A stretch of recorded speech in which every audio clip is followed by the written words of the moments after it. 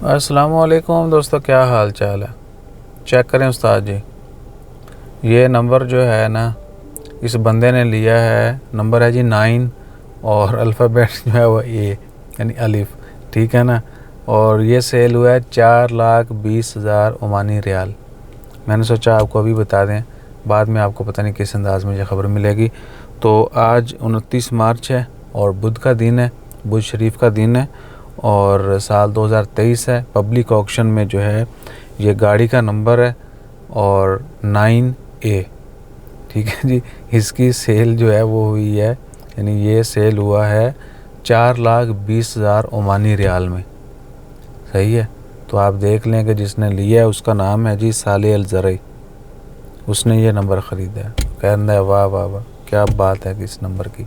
तो बात, जिनके पास पैसा है उनको जगह चाहिए लगाने के लिए, और जिनके पास आटा नहीं है वो सोच रहे हैं कि